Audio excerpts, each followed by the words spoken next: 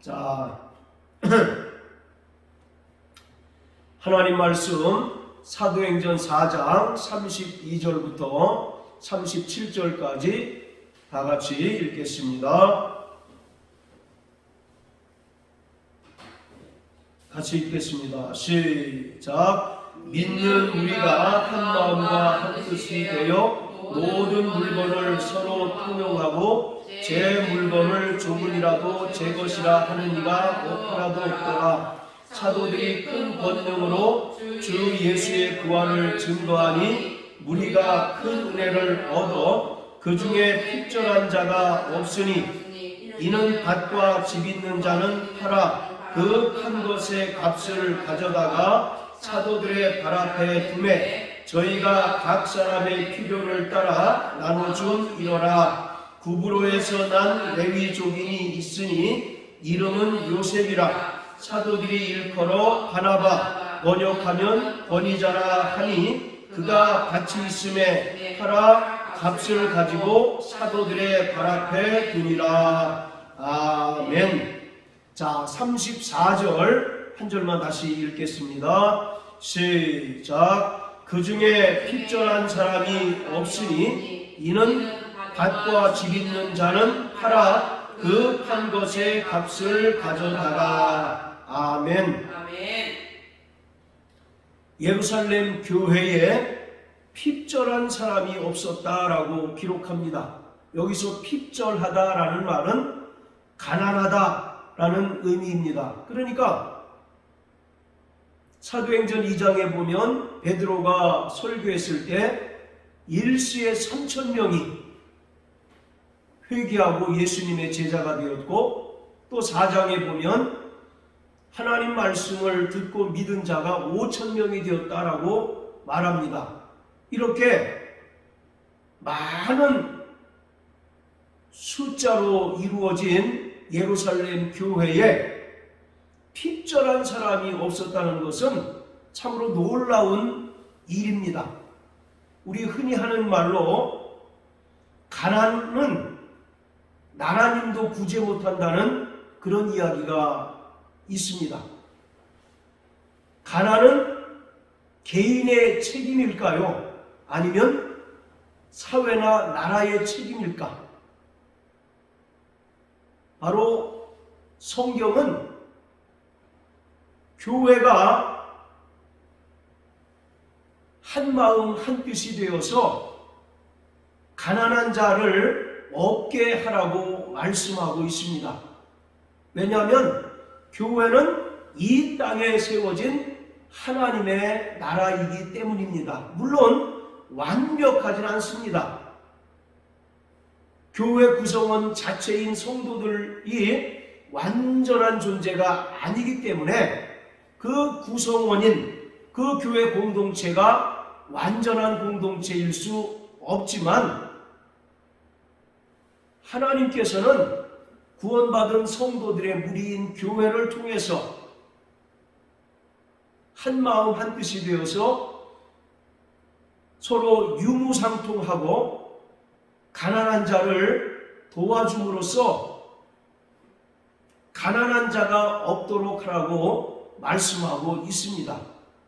이것이 구약의 11조 정신이고 또 신약에 이르러서는 연고의 정신입니다. 자, 우리 구약 성경 신명기 15장을 다 같이 한번 보십니다. 신명기 15장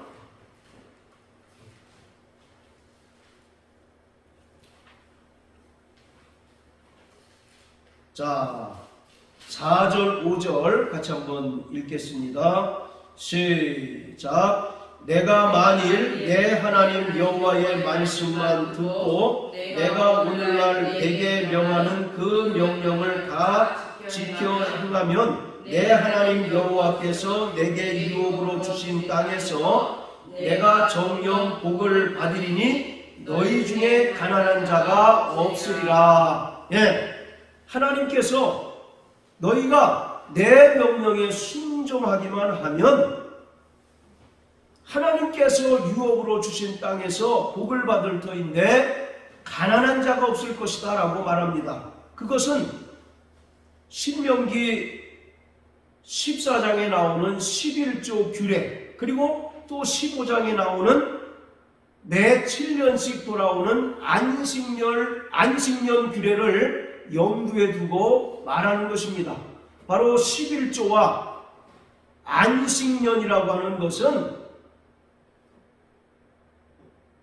이 땅에 하나님의 나라를 실현시키고자 하는 하나님의 의지가 담겨 있는 것입니다. 그래서 11조를 통해서 가난한 자들을 구제하고 또 고아나 과부들을 도와줌으로써 하나님의 백성들 가운데 가난한 자가 없게 하는 것이 11조와 또 매 안식년에 그 부채를 탕감해주는 제도의 근본 정신인 것입니다. 이것은 신약에 와서 연고의 정신과 정확하게 일치하고 있습니다. 자, 우리 고린도후서 8장을 다 같이 한번 보십니다. 고린도후서 8장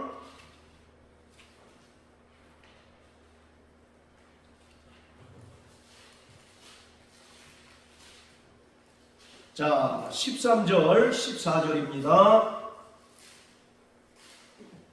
시작. 이는 다른 사람들은 평안하게 하고 너희는 곤고하게 하려는 것이 아니요 평균케 하려 함이니 이제 너희의 유효한 것으로 저희 부족한 것을 보충함은 후에 저희 유효한 것으로 너희의 부족한 것을 보충하여 평균하게 하려 하리라. 자, 13절, 14절에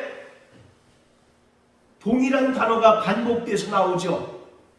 바로 평균되다라고 하는 말이 나옵니다. 이것은 교회 공동체 안에 가난한 자가 없도록 하라는 그러한 의미인 거예요.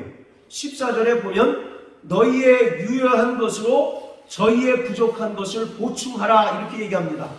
좀 넉넉한 사람들이 교회에 헌신을 함으로 인해서 가난하고 또 궁핍한 가운데 있는 자들을 도와줄 것을 말하고 있습니다. 이것이 바로 연보의 정신입니다. 그래서 구약의 11조가 신약에 완성된 것이 바로 연보인 것입니다. 그래서 말씀드린 것처럼 11조와 연보는 하나님 백성의 공동체인 교회에 가난한 자를 없게 하라는 하나님의 명령이 담겨 있는 것이에요. 오늘 이것이 가장 잘 이루어진 사례로 예루살렘 교회를 꼽을 수가 있는 것입니다. 그들이 서로 유무상통하고 기쁘고 자원하는 마음으로 서로 물건을 통용함으로 인해서 그들 가운데 가난으로 고통당하는 자가 없었다라고 말하고 있습니다. 나라님도 구제하지 못한다는 그 가난의 문제를 예루살렘 교회는 물론 완전하진 않겠지만 일시적으로나마 해결한 것을 우리가 볼 수가 있습니다. 태초에 하나님께서 천지와 만물을 창조하셨습니다. 이것은 천지와 만물의 소유권이 하나님께 있고 모든 재물의 주인이 하나님이심을 의미하는 것입니다. 그리고 하나님께서 하나님의 형상대로 사람을 지으셔서 모든 피조물을 다스리고 관리하도록 하셨습니다. 모든 재물의 소유권은 하나님에게 있지만 모든 피조물을 다스리고 관리하는 선한 청지기로서 하나님께서 인간을 지으신 것입니다. 그래서 범죄하기 이전에 아담과 하와는 에덴 동산에서 모든 것이 풍요롭고 부유한 가운데 하나님을 섬기며 살게 되었습니다. 그런데 인간이 하나님께 범죄하고 타락함으로 심판을 받았습니다. 그리고 그 죄로 인하여 하나님과 단절됨으로써 인간에게 영적인 사망이 임하게 되었고 본질적으로 핍절한 상태가 되고 말았던 것입니다. 범죄하기 이전에는 무엇 하나 아쉬울 것이 없는 그런 삶을 추구하고 살았는데 범죄한 아담과 하와가 에덴 동산에서 쫓겨나고 이제는 땀을 흘려야 먹을 것을 겨우 얻을 수 있는 그런 처지가 되고 말았던 것이에요. 이처럼 하나님과 단절됨으로 말미암아 인간에게는 영적인 죽음이 임하게 되었고 또 본질적인 가난이 임하게 되었습니다. 바로 성경적인 관점에서 부요함이라고 하는 것은 에덴 동산에서 죄로 말미암아 하나님으로부터 쫓겨남을 당한 모든 인간이 추구하는 가장 큰 소망입니다. 이 땅에서 열심히 수고하고 땀 흘리는 그 근본 목적이 뭐겠습니까? 바로 부자가 되고 아쉬울 것이 없는 삶을 영위하고 살도록 하기 위해서 우리가 열심히 수고하고 땀 흘리는 것 아니겠습니까? 이처럼 바로 부요함이라고 하는 것은 에덴 동산에서 쫓겨난 모든 인간이 지향하고 또 추구하는 최고의 소망입니다. 그러나 성경은 하나님을 떠난 인생들이 아무리 많은 재물을 가지고 있다 할지라도 결코 부요할 수 없다는 것을 말하고 있습니다. 자, 구약 성경 예레미야 17장을 다 같이 보십니다. 예레미야 17장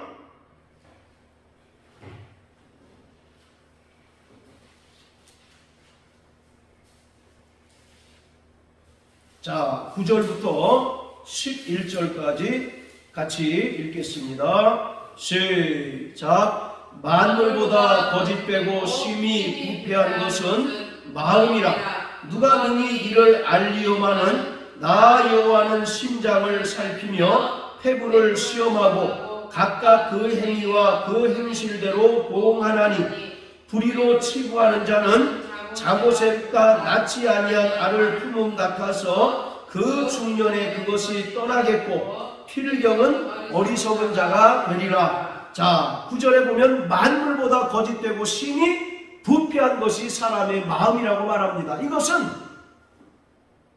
죄로 말미암아 타락한 인간의 본성이 부패하였고 또 하나님을 떠난 인생의 모든 상태가 바로 이렇다는 겁니다. 자, 그런데 11절에 보면 불의로 치부하는 자는 자고새가 낳지 아니한 알을 품음과 같아서 그 중년에 그것이 떠나겠고 필경은 어리석은 자가 된다라고 말합니다. 여기서 자고새는 메추라기와 같은 작은 새인데 바로 이 새는 자기가 낳지 않은 새를 열심히 혼신의 힘을 담아서 부화하는 그런 특성이 있답니다. 자기가 낳지 않은 알이 아닌데도 마치 자기 것인 양 열심히 부화를 하고 살피고 돌본답니다. 그래서 이 알이 부화하게 되면 이제 둥지를 박차고 후루룩 떠나버리고 만다는 거죠. 이처럼 불의로 치부하는 자, 여기서 불의라고 하는 말은 우리가 이 세상에서 어떤 그런 불법적으로 치부한 그런 돈만을 이야기하는 것이 아니라 죄인된 인간들이 이 땅에서 소유한 모든 재물들을 말하고 있는 겁니다. 그 모든 것들은 자고새가 열심히 알을 품었지만 그 새가 부화한 다음에는 후루룩 둥지를 떠나버리는 것처럼 열심히 이 땅에서 물질이 자신의 인생을 평안케 하고 또 물질이 자신의 인생을 구원해 줄 줄 알고 열심히 땀 흘리고 수고하고 모았지만 그 재물이 언젠가 자기를 떠나고 말 것이다 라고 이와 같이 말하고 있는 거예요. 그렇기 때문에 이 땅에서 근본적으로 하나님과 단절된 인생들은 바로 아무리 물질을 소유한다 할지라도 그 물질은 언제고 자신을 배신하고 자신을 떠날 수밖에 없다는 것입니다. 그래서 성경은 하나님께 대하여 먼저 부요할 것을 말씀하고 있습니다. 자, 우리 누가복음 12장을 다 같이 한번 보십니다. 누가복음 12장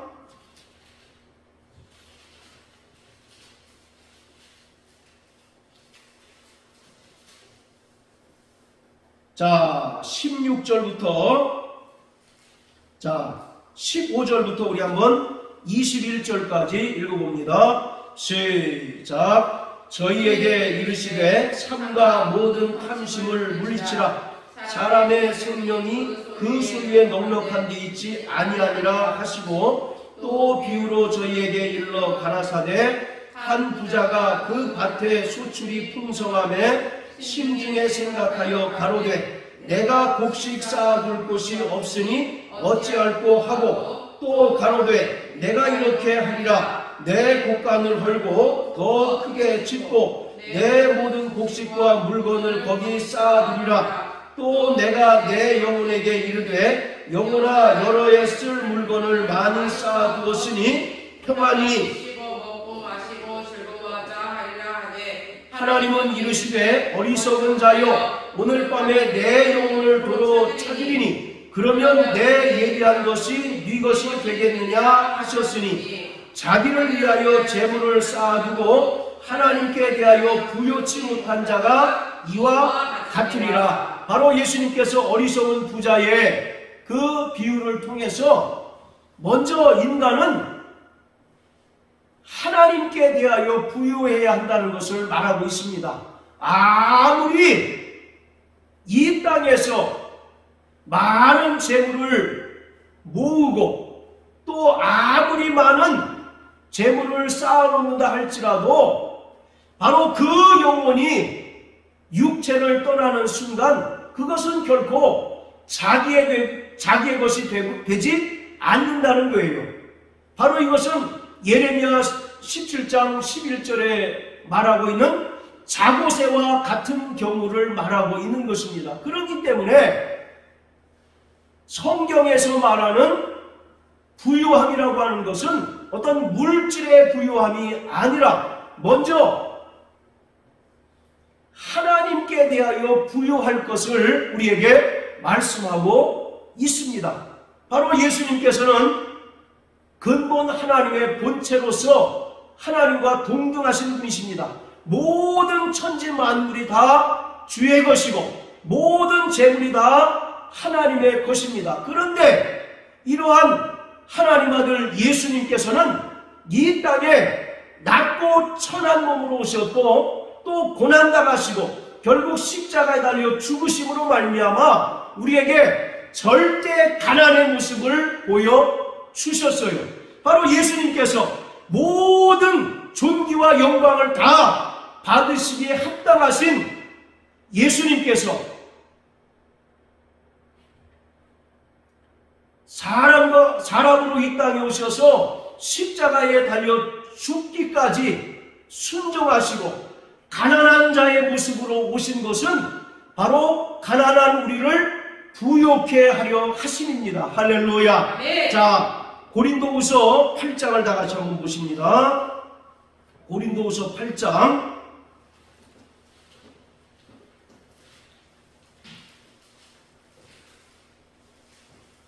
자 9절입니다. 시작. 우리 주 예수 그리스도의 은혜를 너희가 알거니와 부요하신 자로서 너희를 위하여 가난하게 되심은 그의 가난함을 인하여 너희로 부욕케 하려 하심이니라. 할렐루야. 바로 말씀드린 것처럼 예수님께서는 근본 하나님의 본체이십니다. 그래서 하나님 아버지와 동등되신 분이시고 모든 권세와 영광이 그에게 있고 모든 만물을 소유하신 분이십니다. 그러나 그분이 이 땅에 낮고 천한 몸으로 오시고 절대 가난의 모습으로 오셔서 결국 십자가에 달려 죽으신 것은 가난한 우리를 부욕케 하십니다 라고 말씀하고 있습니다. 여기서 가난이라고 하는 것은 물질적인 가난 이전에 바로 하나님을 떠난 불쌍한 인생의 모습을 말하고 있는 것입니다. 그래서 바로 인간이 범죄함으로 말미암아 영적인 죽음이 찾아오게 되고 또 하나님과 단절된 인간은 본질적인 그 가난 속에서 고통당할 수밖에 없는 그러한 존재였습니다. 그러나 하나님 아들 예수께서 이 땅에서 가장 낮은 자로 가장 가난한 자로 오셔서 십자가 대속의 죽음을 통해서 우리에게 바로 영적인 부유를 허락해 주셨습니다. 할렐루야. 아멘. 그렇기 때문에 구원받은 성도들은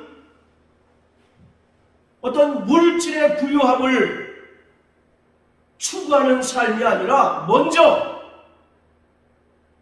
하나님께 대하여 부유한 자 되는 것이 대단히 중요한 거예요. 그렇지 않고서는 결코 영원한 생명을 얻을 수 없습니다. 자, 바로 이 가난의 문제는 하나님께서 교회에게 맡겨 주셨습니다. 하나님의 백성인 교회 공동체가 물질을 서로 유무상통함으로 인하여 하나님의 백성들 가운데 가난하고 핍절한 자가 없도록 명령하셨어요. 그렇기 때문에 바로 구원받은 성도들은 영적인 교제를 나눌 뿐만 아니라 물질적으로 곤궁하고 또 경제적으로 어려움을 당하는 성도들을 물질적으로 도와줄 수 있는 그러한 믿음이 있어야 하는 것입니다. 자, 다시 사도행전 4장으로 돌아가서요. 오늘 이 사도행전 4장 32절부터 37절까지의 말씀은 예루살렘 교회의 모습을 가장 정확하게 보여주고 있습니다. 32절에 보면 믿는 우리가 한 마음 한 뜻이 되어서 모든 물건을 서로 통용하고 제 물건을 조금이라도 제 것이로 하고 하는 자가 없었다라고 말합니다. 이들은 바로 유무상통의 그 아름다운 모습을 보여주고 있습니다. 그리고 이들은 수직적으로는 하나님을 사랑하고 또 수평적으로는 내 이웃을 내 몸과 같이 사랑하라 하신 그 계명을 온전히 실천하는 자들이었습니다. 자, 우리 사도행전 2장도 한번 보세요. 자, 사도행전 2장에도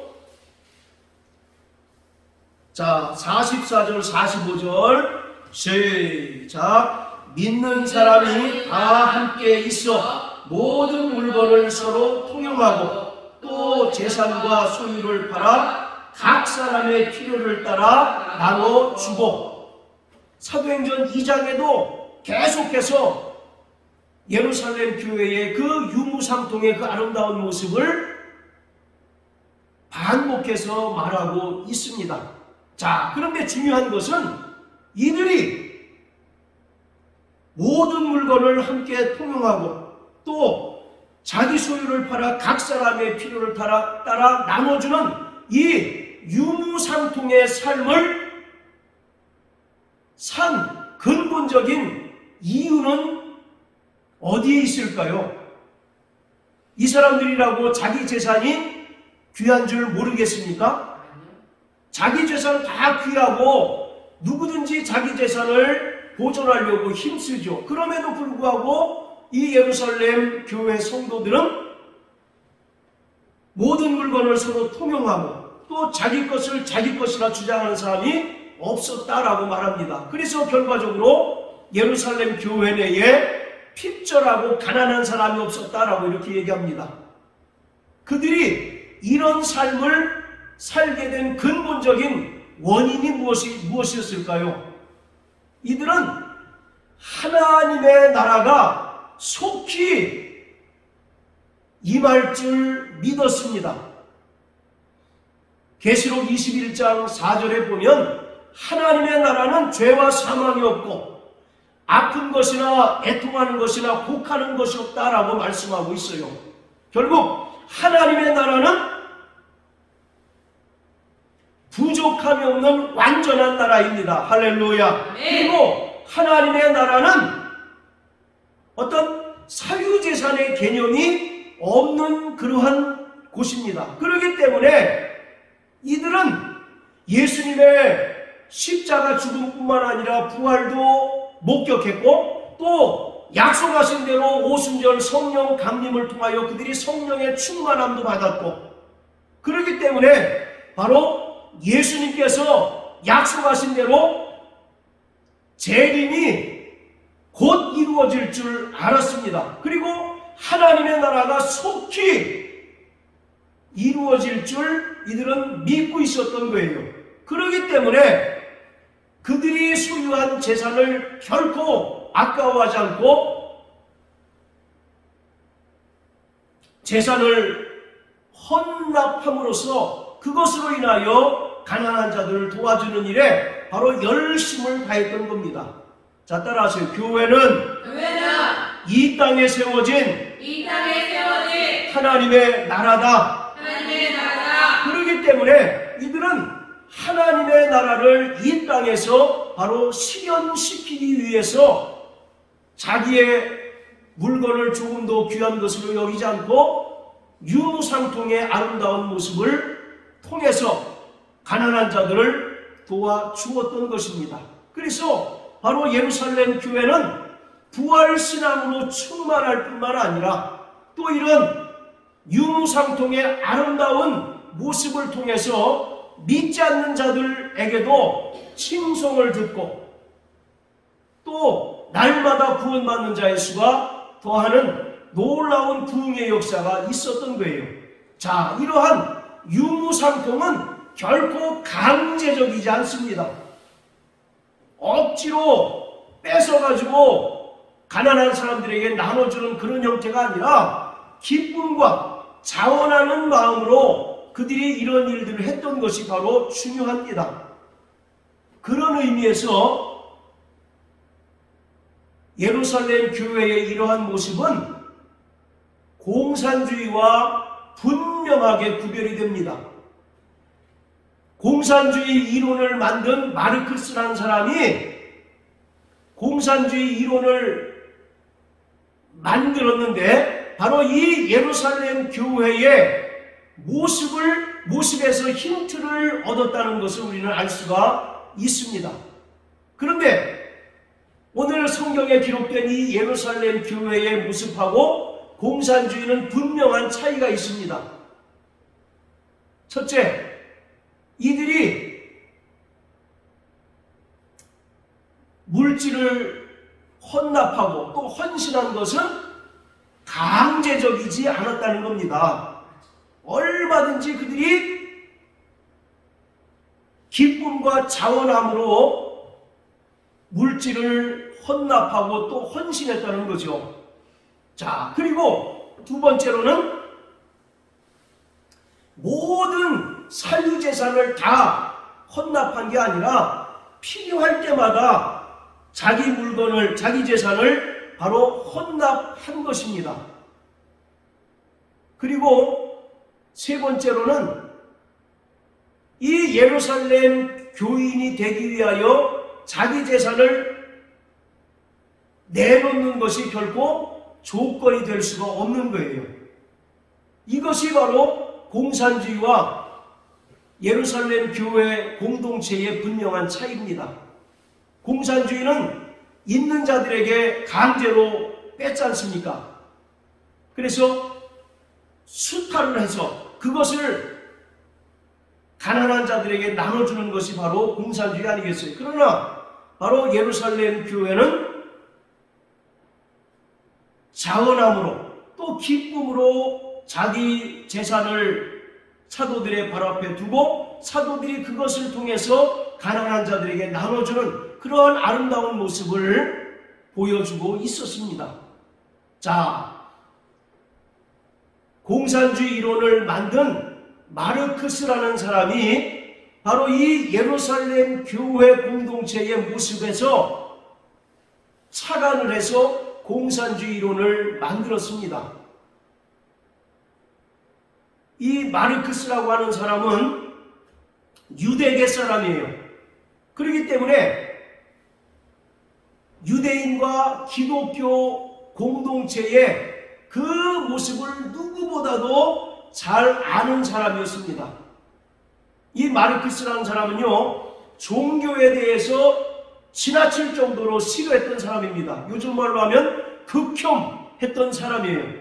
그런데 한편으로 누구보다도 종교가 가진 영향력을 잘 이해했던 그런 사람입니다. 이 마르크스는 대대로 그 가정이 랍비 가정입니다. 랍비 어떤 사람입니까? 율법에 대해서 정통한 사람이고 또 율법을 가르치는 사람 아니겠어요? 그 할아버지가 바로 랍비였다고 합니다. 그리고 그 아버지 또한 유대인인데 유대교에서 기독교로 개종한 그러한 사람이었어요. 그렇기 때문에 이 마르크스라고 하는 사람은 그 태생적인 배경이 철저히 바로 유대교 그리고 기독교에 뿌리를 두고 있는 것입니다. 그렇기 때문에 바로 이 마르크스가 유대교와 기독교를 모방해서 공산주의 이론을 만들었던 것입니다. 이 마르크스가 바로 경제 이론을 만들었는데 그 경제 이론은 철저하게 성경의 종말론에 기초를 하고 있습니다. 그렇기 때문에 바로 공산주의는 기독교 최대의 이단입니다. 그래서 기독교와 공산주의는 양립할 수가 없어요. 기독교와 공산주의는 서로 양립할 수가 없습니다. 왜냐? 교회를 인정하게 되면 공산주의가 무너질 수밖에 없기 때문에 그렇습니다. 자, 이처럼 예루살렘 교회 공동체의 그 아름다운 모습이 많은 사람들에게 칭송을 받게 됐습니다. 그래서 사도행전 2장에 보면 구원받는 자의 수가 날마다 더해졌다라고 말씀하고 있어요. 그러한 아름다운 유무상통의 그런 모습이 교회 공동체에 뿐만 아니라 교회 밖에 있는 사람들에게도 널리 알려지고 또 이것이 칭찬을 받게 됨으로 인하여 믿지 않는 자들이 예수를 믿게 되고 또 구원받는 일들이 대단히 많이 일어났다는 것을 알 수가 있습니다. 자, 그런데 오늘 본문에 보면 36절, 37절에 보면 바나바라고 하는 인물이 나옵니다. 이 바나바라고 하는 인물은 본래 이름은 요셉이에요. 그런데 이 바나바라고 하는 이름은 그의 별명과 같은 이름입니다. 바나바라고 하는 이름은 권위자 또는 위로자의 아들 이런 뜻이에요. 그래서 바로 이 누가는 이 예루살렘 교회 공동체의 유무상통의 좋은 예로 바나바를 듭니다. 반면에 사도행전 5장에는 아나니아와 우리가 잘 아는 아나니아와 삽비라 이야기가 나오는데 이 아나니아와 삽비라가 일부를 감춤으로 인하여 결국 성령을 속임으로 인하여 그 부부가 다 죽는 일이 발생하지 않습니까? 자, 이처럼 예루살렘 교회가 유무상통의 아름다운 모습을 보여주고 있는데 그 가운데 누가는 바나바를 좋은 사례로 설명합니다. 반면에 5장에 나오는 아나니아와 삽비라는 나쁜 사례로 설명을 하고 있는 거죠. 왜냐하면 바나바가 자기가 가진 그 밭을 팔아서 그 값을 사도들에게 이제 줍니다. 이것을 보고 예루살렘 교회 공동체 사람들이 바나바를 칭찬합니다. 그래서 바나바의 명성이 예루살렘 교회 공동체에서 상당히 높아졌어요. 그래서 바로 그 별명이 위로자의 아들입니다. 여기서 권위자라는 말은 위로를 잘하는 사람이라고 하는 뜻을 가지고 있어요. 그만큼 바나바는 참으로 겸손하고 또 자기 재산을 팔아서 가난한 자를 돕는 일에 열심을 냈던 사람입니다. 그래서 사도들로부터 바나바, 위로자의 아들이라고 하는 좋은 별명을 얻게 됐고 평판을 얻게 됐죠. 반면에 다음 주 또 이제 이야기하겠지만 아나니아와 삽비라가 실패하게 된 이유는 거기에 인간적인 목적이 담겨있기 때문에 그렇습니다. 자기들도 바나바와 같이 예루살렘 교회에서 좋은 평판을 얻고자 하는 마음에 자기의 재산을 드리기로 했는데 중간에 그 마음이 변질됨으로 인해서 그중 일부만 냈고 결과적으로 성령을 속이게 됨으로 인해서 죽게 됐잖아요. 이것처럼 아나니아와 삽비라가 실패한 것은 다분히 바나바와 같이 좋은 평판을, 명성을 얻으려고 하는 인간적인 동기에서 시작했다가 그것이 되지 아니함으로 인하여 결국 죽임을 당하게 된 것입니다. 자, 오늘 이 말씀을 통해서 우리가 깨달아야 하는 것은 철저히 교회는 종말론적 공동체가 되어야 한다는 겁니다. 할렐루야. 아멘. 자, 그리고 부활신앙으로 충만해야 한다는 것입니다. 그럴 때 우리가 이 예루살렘 교회가 행했던 이 모습 그대로 우리가 할 수는 없지만 이 모습을 비슷하게나마 닮아가려고 하는 노력은 할 수가 있다는 것입니다. 서두에도 말씀드렸던 것처럼 이 예루살렘 성도들이라고 해서 자기 재산이 귀한 줄 모르겠느냐고요. 얼마든지 자기가 가진 그 재산이 귀한 줄 알았을 겁니다. 그리고 지금도 마찬가지지만 특히 초대교회 예루살렘 교회 성도들의 대다수는 사회적으로 신분이 낮을 뿐만 아니라 경제적으로 대단히 곤궁한 사람들이 많았습니다. 그런 사람들이 그 가난에서 탈피하고 핍절한 자가 없었다라고 하는 것은 얼마나 이 예루살렘 교회 공동체가 부활신앙으로 또 바로 하나님 나라를 사모하는 그 믿음으로 충만했는지를 단적으로 보여주는 것입니다. 예수님께서 속히 오시고 또 저들이 예수님께서 죽은 자 가운데서 부활한 것처럼 자신들도 썩어질 몸을 벗어버리고 신령한 몸의 부활을 소망하는 자들이었기 때문에 그들은 물질에 대한 미련을 두지 않았던 것입니다. 그리고 자기의 것을 조금 더 귀한 것으로 여기지 않고 얼마든지 그것을 사도들의 발 앞에 두어서 그것으로 인하여 가난한 자들을 구제하고 또 가난한 자들을 돕는 일에 열심을 다했던 것입니다. 자, 우리 누가복음 12장을 다 같이 한번 보십니다. 누가복음 12장 1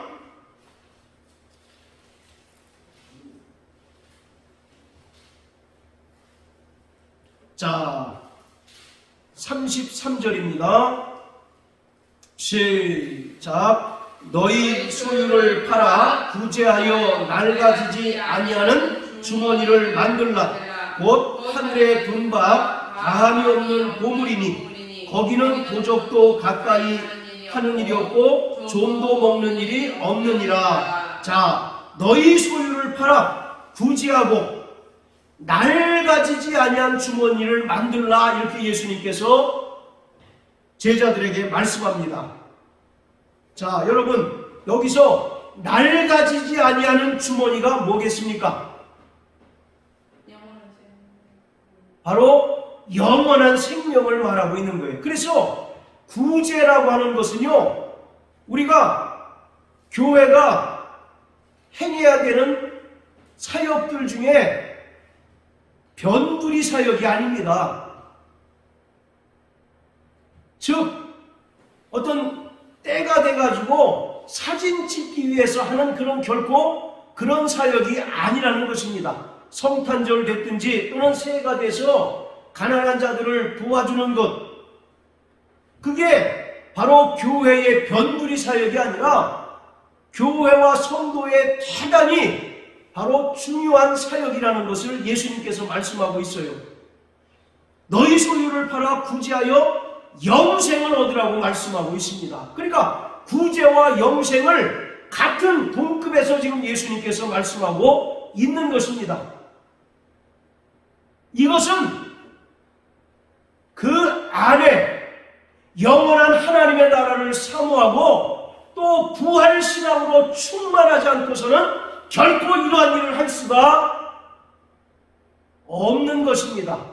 할렐루야. 바로 예수를 믿는다 할지라도 그 안에 신령한 몸의 부활을 믿지 않는다면 결코 자기 소유를 팔아 구제할 수 없고 또 예루살렘 교회와 같이 자기의 재산을 사도들의 발 앞에 두고 그것으로 인하여 가난한 자를 돕도록 하기가 어렵습니다. 그렇기 때문에 교회는 철저히 종말론적 공동체이어야 하고 또 부활을 소망하는 믿음으로 충만해야 합니다. 할렐루야. 그럴 때 물질을 통해서 가난한 자를 구제하고 또 이 땅에 하나님의 나라를 실현하는 일에 앞장설 수가 있는 것이에요. 우리가 이 예루살렘 교회 모습을 완벽하게 재현할 수는 없을 것입니다. 그때의 시대나 지금 시대가 완전히 다르기 때문에 이 모습을 그대로 따르는 데는 현실적으로 대단히 큰 무리가 있습니다. 그러나 기본적으로 오늘 이 말씀이 우리에게 주는 영적인 교훈은 첫째, 우리에게 철저하게 부활신앙으로 충만해야 한다는 것입니다. 할렐루야. 아멘. 자, 사도행전 4장 33절에 보면 사도들이 큰 권능으로 주 예수의 부활을 증거하니 무리가 큰 은혜를 얻었다라고 말합니다. 이 말은 예루살렘 교회 성도들이 부활신앙으로 충만했다는 겁니다. 할렐루야. 아멘. 그러기 때문에 자기 물건을 조금이라도 제 것이라고 하는 이가 없이 가난한 자들에게 자기 소유를 팔아서 구제할 수가 있었던 것입니다. 만약에 자기 재산에 미련이 남거나 자기 소유에 대해서 아까운 마음이 있었다면 이런 일을 할 수가 없었겠죠. 그러나 이들은 자신들이 가진 그 재물보다 영원한 하나님의 나라를 더 사모하는 자들이었었고 예루살렘 교회 성도들에게는 부활신앙으로 충만했던 것입니다. 할렐루야. 아멘. 그렇기 때문에 이들이 자기의 것을 제 것이라 하지 않고 물건을 서로 통용함으로 핍절한 자들을 도와줄 수가 있었던 것입니다. 그렇기 때문에 이 땅에 세워진 교회 공동체는 철저히 종말론적 공동체, 즉 주님의 재림을 사모하는 공동체이어야 합니다. 할렐루야. 그리고 두 번째, 부활신앙으로 충만해야 합니다. 창세기 19장에 보면 하나님께서 롯에게 명령하십니다. 소돔과 고모라가 곧 멸망할 것이다. 그렇기 때문에 너는 네 가족들을 데리고 빨리 빠져나가라고 명령하셔요. 그러면서 한 가지 당부하시는데 절대 뒤를 돌아보지 말라고 말씀합니다. 그런데 롯의 가족들이 열심히 소돔과 고모라를 빠져나가는 도중에 그만 롯의 처가 뒤를 돌아보는 순간 그가 소금 기둥이 되어버리고 말았던 것입니다. 그래서 주님께서도 말씀하시기를 쟁기를 들고 뒤를 돌아보는 자는 하나님 나라에 합당치 않다라고 말씀하고 있어요. 바로 이 세상 재물과 자기가 소유한 재산에 마음을 뺏긴 자는 결코 하나님 나라를 지향하지 않습니다. 결코 하나님 나라를 바라보지 않고 그 재산으로 가난한 자들을 구제하고 도와줄 마음조차 먹지 않습니다. 그렇기 때문에 철저히 교회 공동체, 그리고 바로 구원받은 성도들은 주님의 재림을 사모하고 또 신령한 몸의 부활을 소망하는 거룩한 믿음으로 사는 자가 되어야 합니다. 할렐루야. 그뿐만 아니라 철저히 교회는 성도들의 봉사와 헌신으로 세워진다는 사실을 오늘 이 예루살렘 공동체를 통해서 우리에게 말씀하고 있습니다. 오직 교회의 주인은 주님이십니다. 그리고 구원받은 성도들은 각자의 그 은사대로 교회를 섬기는 자들이에요. 그렇기 때문에 교회는 부활신앙으로 무장한 성도들이 봉사와 헌신으로 열심을 낼 때 더욱더 하나님의 나라인 교회가 확장되고 구원받는 자의 수가 더하여지고 또 교회가 양적으로 질적으로 부흥하고 성장할 수가 있는 것입니다. 할렐루야. 그렇기 때문에 오늘 이 예루살렘 공동체가 보여주는 이 모습을 우리가 완벽하게 재현해낼 수는 없지만 오늘 이 말씀이 우리에게 주는 영적인 교훈은 두 가지입니다. 첫째, 따라하세요. 나 영혼아, 부활신앙으로 충만하자. 부활신앙으로 충만하다. 예, 부활신앙으로 충만하라는 겁니다. 그리고 부활신앙으로 충만한 자는 자기의 재산을 조금 더 귀한 것으로 여기지 않고 하나님의 나라를 확장하는 일에 그 물질로 봉사하고 헌신할 수 있는 것입니다. 자, 따라하세요. 나 영혼아, 그리스도의 몸된 교회를 세우기 위하여 봉사와 헌신에 힘을 쏟자. 이럴 때 교회가 양적으로 질적으로 성장하고 또 이 땅에 세워진 하나님의 나라가 점점 확대되어서 많은 영혼들을 주께로 인도할 수가 있습니다. 사랑하는 성도 여러분, 교회는 하나님의 뜻입니다. 교회는 하나님의 지대한 관심이 있습니다. 교회를 통해서 하나님께서는 그 뜻을 이루어가기를 원하셔요.